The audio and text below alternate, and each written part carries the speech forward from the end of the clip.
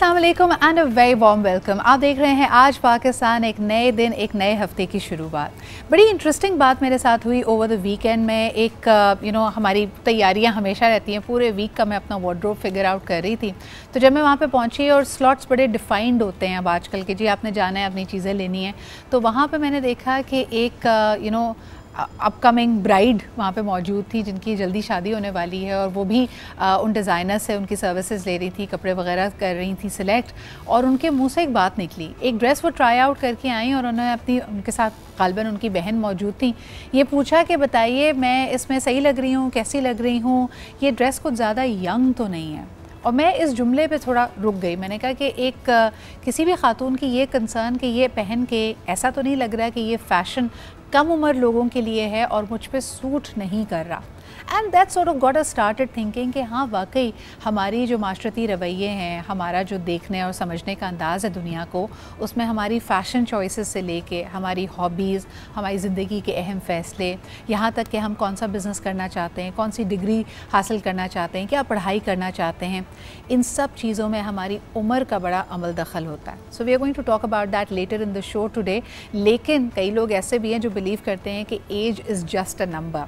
आप बताइए मुझे ट्विटर पे, इंस्टाग्राम पे, फेसबुक पे कि आपके ख़्याल में क्या वाकई कई चीज़ें एज के हवाले से अब आपको सूट नहीं करती और आपको नई चीज़ें नहीं सीखनी चाहिए।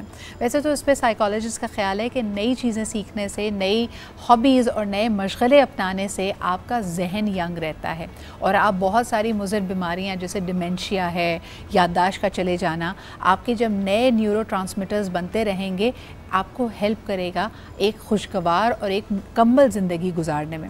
आगे बढ़ते हैं जी। कई ऐसी चीज़ों को देख के ऐसा लगता है अंगूर खट्टे हैं, और ये मिसाल भी हमारे यहाँ ये मुहावरा अक्सर दिया जाता है। आज सोचा क्योंकि अंगूर का सीज़न भी है, इस हवाले से पूछा जाए कि इसके फ़वाइद क्या क्या हैं और तिब की नज़र में इसके क्या फ़वाइद हैं। तो हमारे साथ आज मौजूद हैं आगा अब्बास साहब। बहुत बहुत शुक्रिया आगा साहब मौजूद होने के लिए।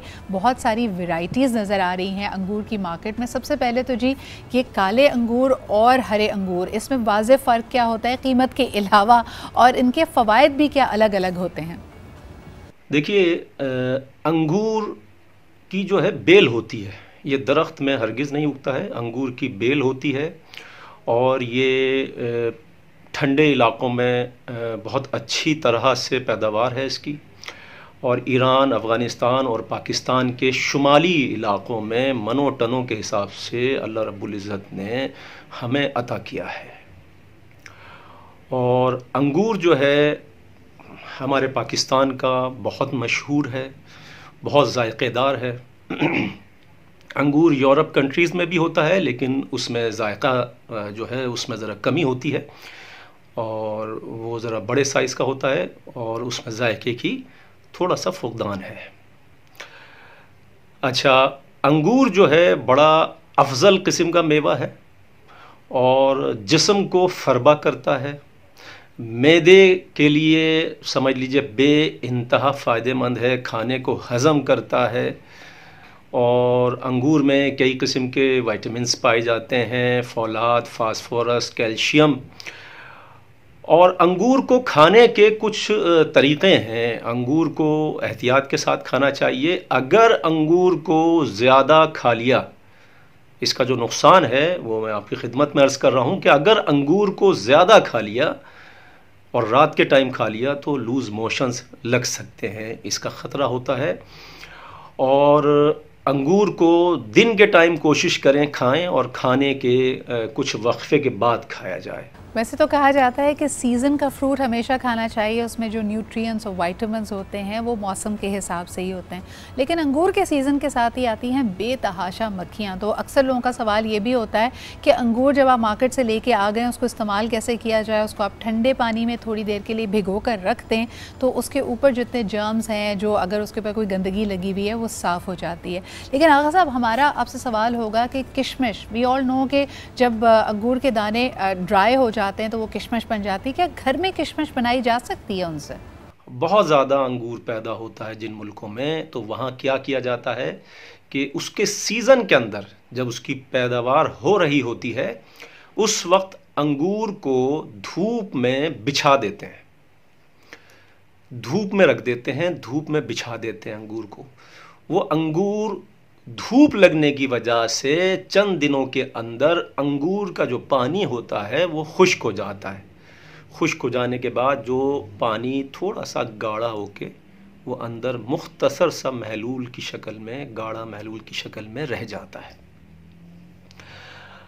तो इस तरीके से धूप में चंद दिनों सुखाने से ये किशमिश बन जाती है और फिर वो किशमिश जो है कई अरसे तक, 1 साल, 1.5 साल, 2 साल तक भी कारामद रहती है, ख़राब नहीं होती। अक्सर तो 5-5 साल भी, मैंने तो 5-5 साल भी, 6-6 साल भी इस्तेमाल किए, रख के फ्रिज में रख दें, ख़राब नहीं होती है।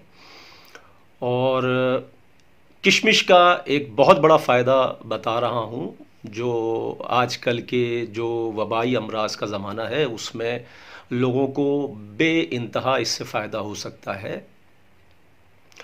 देखिए, रात को गर्म पानी में, थोड़े से गर्म पानी में शहद पी के सो जाइए और सुबह उठकर दांत वगैरह साफ़ करने के बाद सुर्ख वाली किशमिश 21 दाने अच्छी तरह धोकर और बिस्मिल्लाहिर्रहमानिर्रहीम या शाफ़ी या काफ़ी कह के 21 दाने सुर्ख किशमिश के वो चबा चबा के खा लीजिए।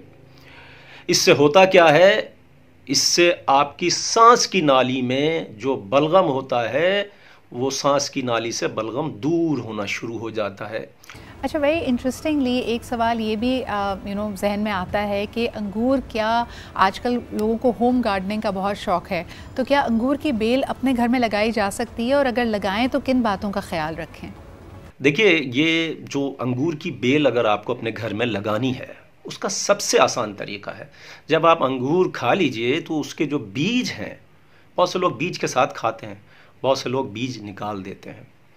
तो अगर जो लोग बीज निकाल देते हैं तो वो ये करें, और जो लोग नहीं भी निकालते हैं उस दिन ख़ास तौर से निकालें, क्योंकि वो अंगूर की बेल उनको लगाना मकसूद है। अंगूर की बेल लगाने के लिए अंगूर के जो बीज हैं उनको आप एक प्लेट में करके और धूप में सूखने के लिए 8 से 10 दिन या 7 दिन, 10 दिन, 8 दिन ऐसे रखिए और वो धूप में खुश्क हो जाएंगे। क्योंकि ये अभी तो धूप भी नहीं है तो ये ज़्यादा दिन भी लग सकते हैं, अभी तो अब्र आलूद मौसम है कराची का। जब ये सूख जाएं तो फिर इसके बाद इसको ज़मीन अच्छी हो उसमें खाद वाद डालकर उसके अंदर इसको दबा दीजिए। तो 15-20 दिन के अंदर अंदर आप देखेंगे कि इसकी अंगूर की बेल की कोंपलें इंशाल्लाह फूटना शुरू हो जाएंगी अल्लाह के हुक्म से। बहुत बहुत शुक्रिया आगा साहब हमारे साथ मौजूद होने के लिए। वैसे आपको बताते चलें कि जो विक्टोरियन ज़माना था उसमें अंगूर को सबसे महंगा तरीन फ्रूट तस्वुर किया जाता था और सिर्फ अमीर इसको अफोर्ड कर पाते थे। आजकल जो महंगाई का हाल है शायद हम भी उसी ज़माने के करीब पहुँचते चले जा रहे हैं। एक छोटा सा ब्रेक लेते हुए we are going to be back with another segment, हमारे साथ रहिए।